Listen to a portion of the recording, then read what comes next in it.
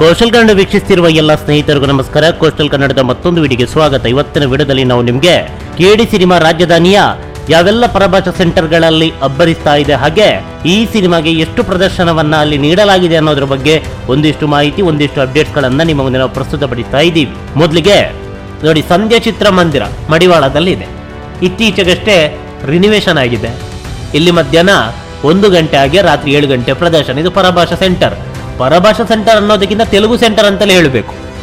ಅದು ಯಾವ ತೆಲುಗು ಸಿನಿಮಾ ಬಂದರೂ ಕೂಡ ಈ ಚಿತ್ರಮಂದಿರದಲ್ಲಿ ಪ್ರದರ್ಶನ ಆಗುತ್ತೆ.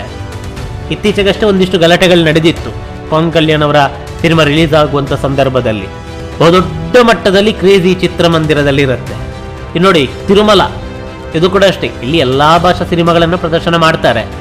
ಇಲ್ಲಿ ಬೆಳಗ್ಗೆ ವಿಶೇಷ ಪ್ರದರ್ಶನ ಇಲ್ಲ, ಬದಲಾಗಿ ರೆಗ್ಯುಲರ್ 5ಕ್ಕೆ 5 ಪ್ರದರ್ಶನದಲ್ಲಿ ಕೆಡಿ ಸಿನಿಮಾನೆ.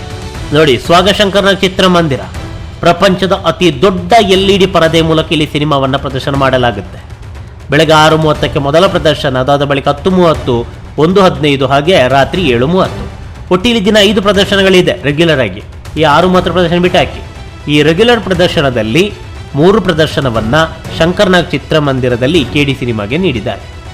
ನೋಡಿ, ವೆಂಕಟೇಶ್ವರ ಚಿತ್ರಮಂದಿರ ಕೋಣಪ್ಪನ ಅಗ್ರಹಾರ, ಎಲೆಕ್ಟ್ರಾನಿಕ್ ಸಿಟಿ ರಸ್ತೆಯಲ್ಲಿರುವಂಥ ಚಿತ್ರಮಂದಿರ ಇದು. ಕೋಣಪ್ಪನ ಅಗ್ರಹಾರದಲ್ಲಿ ಇದು ಪಕ್ಕಾ ತೆಲುಗು ಸೆಂಟರ್. ಒಂದು ಕಾಲದಲ್ಲಿ ಕನ್ನಡ ಸಿನಿಮಾಗಳು ಆಗ್ತಾನೆ ಇರಲಿಲ್ಲ. ಅಪರೂಪ, ತುಂಬಾನೇ ಅಪರೂಪ. ವರ್ಷಕ್ಕೊಂದ್ಸಲ ಆಗಿದ್ದು ದೊಡ್ಡದು. ಇಲ್ಲಿ ದಿನ 3 ಆಟ. ಬೆಳಗ್ಗೆ 10:15, ಸಂಜೆ 4 ಗಂಟೆಗೆ ರಾತ್ರಿ 7 ಗಂಟೆ. ಬೆಳಗಿನ ಆಟ ನೋಡೋಣ ಯಾವ ಮಟ್ಟಕ್ಕೆ ಇದೆ ಅಂತ. ಪ್ರತಿಕ್ರಿಯೆ ನೋಡಿ, ಪ್ರತಿಕ್ರಿಯೆ ಚೆನ್ನಾಗೇ ಇದೆ. 4 ಗಂಟೆ ಪ್ರದರ್ಶನ ಇದು ಕೂಡ ನೋಡಿ. ಇಲ್ಲ, ಸೆಕೆಂಡ್ ಕ್ಲಾಸ್ ಭರ್ತಿ ಆಗಿದೆ. ಅದೇ ಸೆಲೆಬ್ರೇಷನ್ ಹೇಳಿದ್ನಲ್ಲ. ರಾತ್ರಿ 7 ಗಂಟೆ ಬುಕ್ ಆಗುತ್ತೆ. ಚಿತ್ರಮಂದಿರಕ್ಕೆ ಹೋಗಿ ಟಿಕೆಟನ್ನು ಪಡ್ಕೊಂಡು ಸಿನಿಮಾವನ್ನು ವೀಕ್ಷಣೆ ಮಾಡುವವರು ಇದ್ದಾರೆ. ದಿನ ಇದೆಯಲ್ಲ, ಇನ್ನೊಂದು ದಿನ ಇದೆ. ಹೀಗಾಗಿ ರಾಧಾಕೃಷ್ಣ ಚಿತ್ರಮಂದಿರ ಒಂದು ಕಾಲದ ಪಕ್ಕ ತೆಲುಗು ಸೆಂಟರ್. ಅತಿ ಹೆಚ್ಚು ತೆಲುಗು ಸಿನಿಮಾಗಳು ಇಲ್ಲಿ ಪ್ರದರ್ಶನ ಆಗುತ್ತೆ. ಅದೆಷ್ಟೋ ತೆಲುಗು ಸಿನಿಮಾಗಳು ಇಲ್ಲಿ ದಾಖಲೆ ಪ್ರದರ್ಶನವನ್ನು ಕಂಡಿದೆ. ಬೆಳಗ್ಗೆ 6:30ಕ್ಕೆ ಒಂದು ಪ್ರದರ್ಶನ ಇದೆ, ವಿಶೇಷ ಪ್ರದರ್ಶನ. ಅದಾದ ಬಳಿಕ ರೆಗ್ಯುಲರ್ ಇಲ್ಲಿ 4 ಆಟ. ಬೆಳಗ್ಗೆ 11 ಗಂಟೆ ಒಂದು ಪ್ರದರ್ಶನ, ಹಾಗೆ ಸಂಜೆ 6 ಗಂಟೆ ಪ್ರದರ್ಶನ.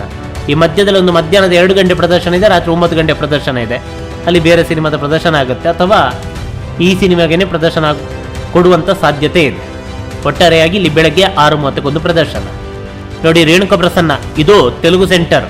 ಇಲ್ಲಿ ವಿಶೇಷ ಪ್ರದರ್ಶನ ಇಲ್ಲ.